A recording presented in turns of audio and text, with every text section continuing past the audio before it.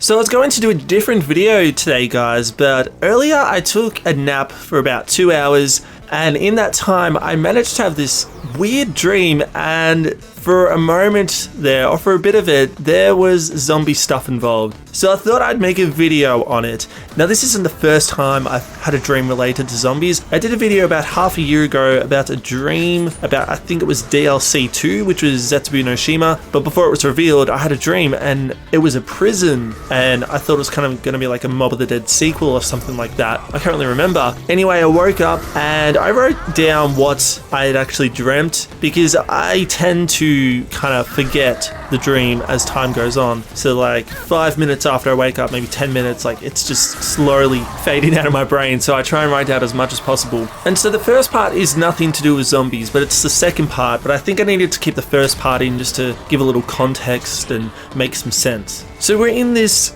small village. There's snow all along the ground. It's Christmas time, I'm pretty sure. There's lights. And I'm sneaking through the back of some shops. There's all these shops like kind of all in a row along the street. And we're sneaking in through the back part of them. I'm with this woman. I don't know who she is. So when I say we, I mean me and her. And so we're sneaking through, right? And it kind of felt like a game, because at one point we get to this building and there's people walking around. And you know how in some games you get those parts where you have to kind of hide and watch the patrols and patterns of the people walking so you can avoid them and plan out where to go. It was kind of like that. So that happens, right? And we get to this glass door and we're hiding, right? And there's this weird creature that kind of looked like a mix between Spyro the Dragon and Crash Bandicoot. Hopefully you guys know who they are. Anyway, it was just like this weird kind of combination between them both, and it was red.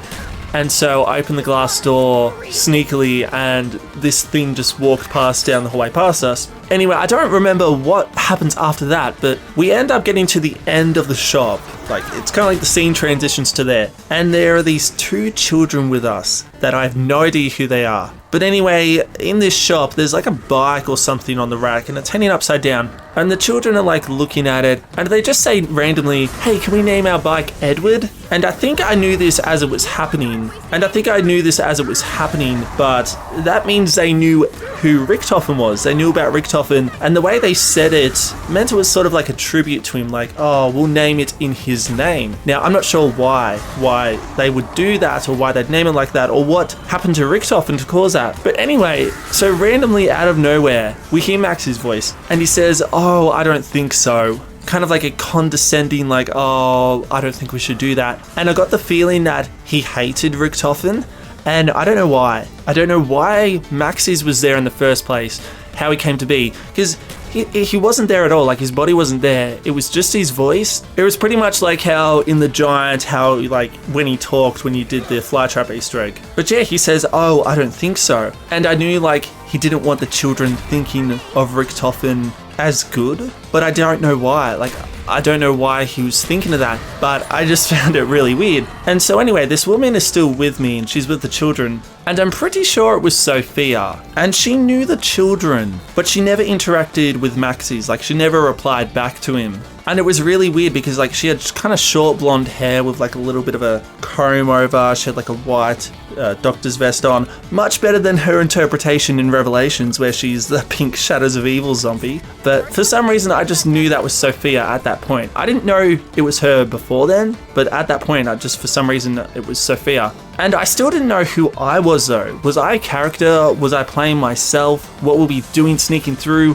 What's going on? Why is Max's talking to us? And then that's where the dream ends, guys. I don't have an answer for why any of this stuff happened, but it's always fun to write it down and look back on it and just try and think like, oh, what caused these events? So that's why I like to write it down sometimes, especially if it's interesting, and just go back and read it and think, what the fuck was I on back then?